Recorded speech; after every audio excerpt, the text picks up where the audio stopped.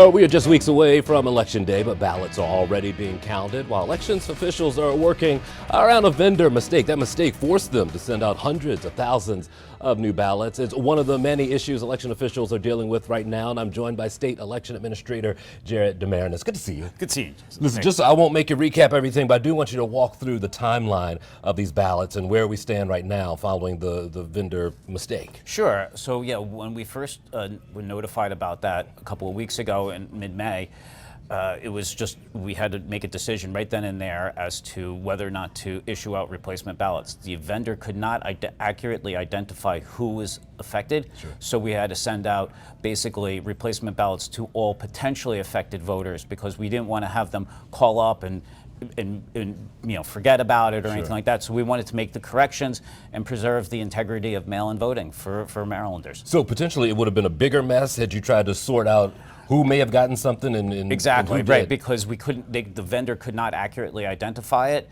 And this is not something you just go down to Kinko's and like reproduce, right? Yeah. These ballots are with timing marks and, security features on them. So, at that point there, it was my call. I said, let's just replace 447,000 new ballots and make sure that then we can say every Marylander who had requested a ballot by mail has gotten the correct ballot at this point, and that's where they have all the replacement ballots, and they've been sent out. Okay. Oh, so all counted. We're good to go now. Yeah. Everyone's gotten them. They're in the mail. We've been notifying the voters. We've had a robust voter outreach program there. I think that we've sent out postcards, texts, emails, everything.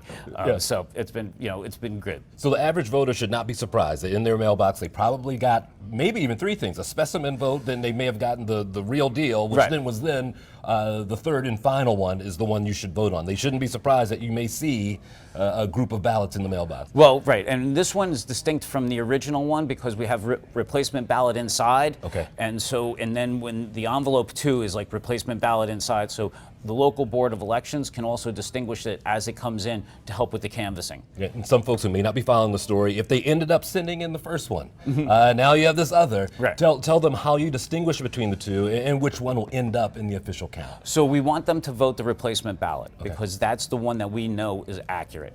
The original one may or may not be. Likelihood it is, but we want you to vote that replacement ballot.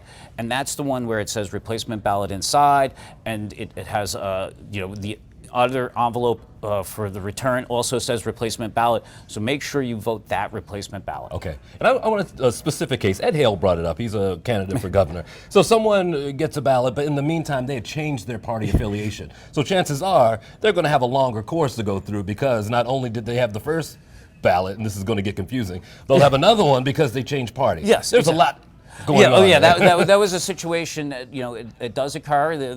People do change political parties in this process, and that individual was registered with one political party, had requested a vote by mail ballot. We had sent it out to them, then had switched political parties.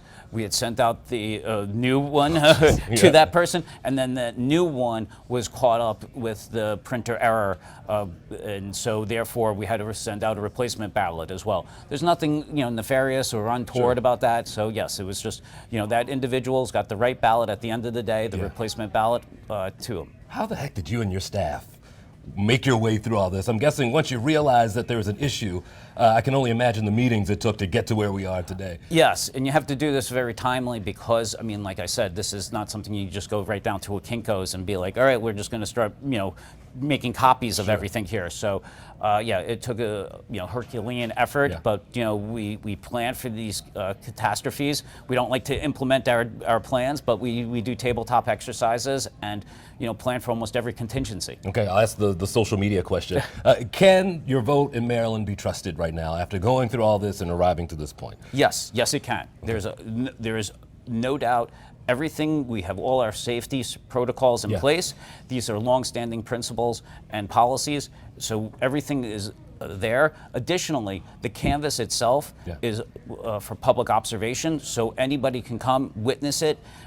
So it's open and transparent. This is very, everything is very safe and secure. Okay, on to November. Thank you. Good to see you, my friend. Thank you.